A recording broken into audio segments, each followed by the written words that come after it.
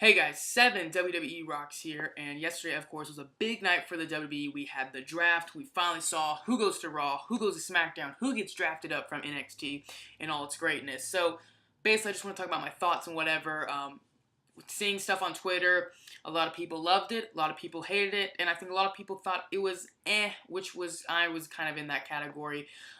Because, one, I just think we kind of forgot, or I did at least, forgot for the draft and like special nights like that for the WWE, the matches kind of suck. We just care about like the awards and stuff or the drafts. I was thinking of the Slammy Awards kind of. It's not that great of a night because wrestling wise, no one really cares about it and it's meaningless matches. And then we want to see who wins the awards. We wanted to see who was drafted. So another thing, I just felt like when they were drafting people right off the bat, just showing a little like Titantron thing of a video of their like moves and whatever. It just felt like a lot of guys got lost in the shuffle.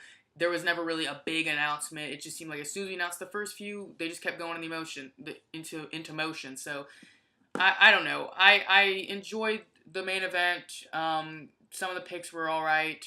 I'll get into it. I did take some notes. I didn't note down everything I thought during it, of course, but just a few things because I really did want to talk about it, and I want to hear your thoughts. So please post them down as always in the comment section.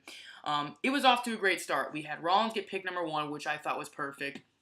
Ambrose pick number 2, which I was like WWE World Champion. Of course, he's got to go early. I did a draft on my channel with WWE TNA 1152. Please go check out that video. Ambrose didn't even get picked till like the 10th, I think, or something like that. Something, current WWE champion. We didn't even pick him that early. And then Balor got drafted. I was really, really happy about that. I'm looking forward to his debut. Fingers crossed he aligns with Gallows and Anderson. And then this is when things started going downhill. Zayn and Owens get demolished by Kane. Zayn and Owens start fighting on the ramp. They throw him in because Owens, I think, was supposed to have a match with Kane. Kane goes to grab Zayn by the throat, and then he grabs Owens by the throat, choke slams them both. So the general managers are literally on stage watching this unfold, yet they're like, man, he just demolished 2 guys. Let's go with Owens and Zayn before we pick Kane. Kane wasn't even on the live version. He was on the network. He was drafted on the network. So booking wise, why would you do that? And they're having a match together at Battleground. Kane's not even having a match at Battleground, yet he gets to choke slam both guys that are. I didn't really understand that. And guys getting picked early, Big Show went before Cesaro. I cannot wrap my freaking head around that. I really can't. Some of these picks were just rough, and I'll get to Cesaro later because I do have this in my notes. Number 3 on my notes, I literally just put Mojo Rawley drafted because that speaks for itself. Mojo Rawley was drafted as one of the NXT guys. I just want to say the NXT picks were pretty good. A lot of people thought Nakamura and Bayley were getting drafted right off the bat. I honestly didn't because I thought, well, they're not going to... They have a match at NXT TakeOver Brooklyn. Why would they be drafted? They need to do that stuff. But Balor's great. American Alpha, amazing. I love it. Alexa Bliss, Carmella, I think Mojo was last. I'm forgetting someone, I think. But Nia Jax, that's it. But Mojo, I'm so furious. I gotta stand up. Mojo Rawley was picked. Has he had a good match on NXT? Has he had a takeover match? No. There's people that have been busting their butts on NXT takeover shows, NXT live events. Mojo gets to go out there and have a 5 to 10 minute match and let Zack Ryder do most of the work. I like Mojo Rawley as a guy. His character's fun. He gets hyped, whatever. He seems like a nice guy. He's working hard. He's been in NXT for a while. But has he done anything, literally anything, to make people think that's our guy? So I think he went to SmackDown just to be another jobber, team with Ryder maybe or whatever. But I tweeted something along the lines of this.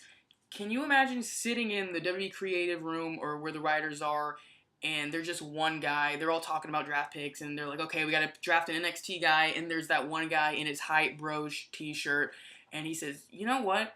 Instead of the King of Strong style getting drafted, how about the King of Hype style? And then they all just start slowly clapping, clinking their beers together because they were obviously hammered when they made this decision. And I just can't get storyline-wise how Daniel Bryan has a list of NXT talent. He gets to draft people.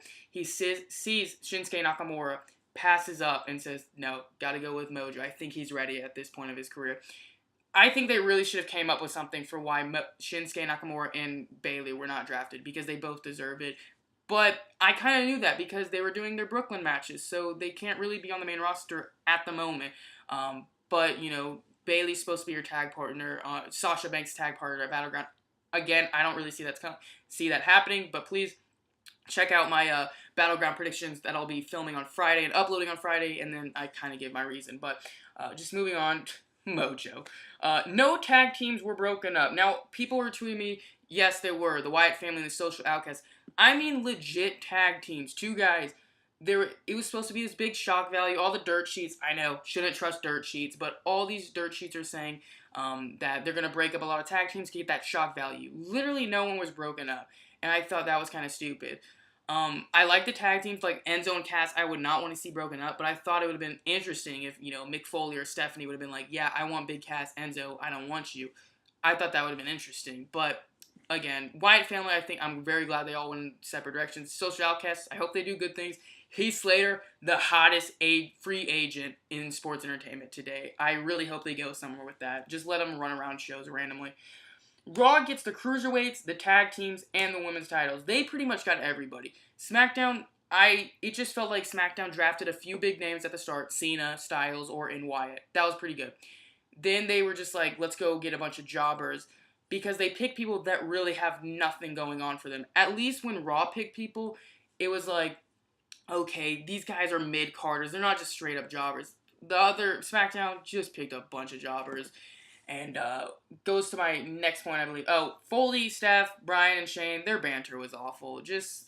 I feel like it was all improvised. Hopefully, it just wasn't good. I felt like they were coming up with stupid jokes. And then to finish it off, Cesaro pissed at the end of the draft on the network. He did an interview, and he basically said, I wanted to be on SmackDown.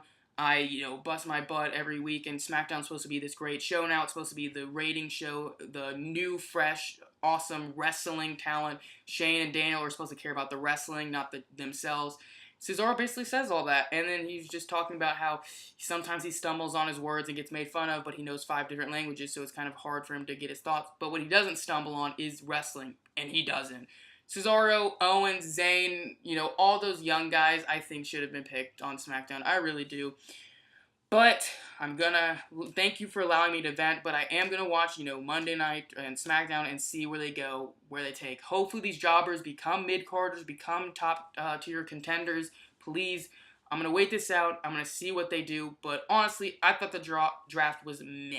So please in the comment section let me know what you thought. Thank you so much for watching and listening to me, biznitch about it. Like, comment, subscribe, all that good stuff. Follow me on Twitter at 7WWE Rocks. And we got Ultima Lucha Part 3 tonight, the finale of Season 2. Cannot wait. Really, I cannot. Cruiserweight Classic, NXT. It's going to be an awesome night. Thank you guys so much for watching. And as always, have a great day.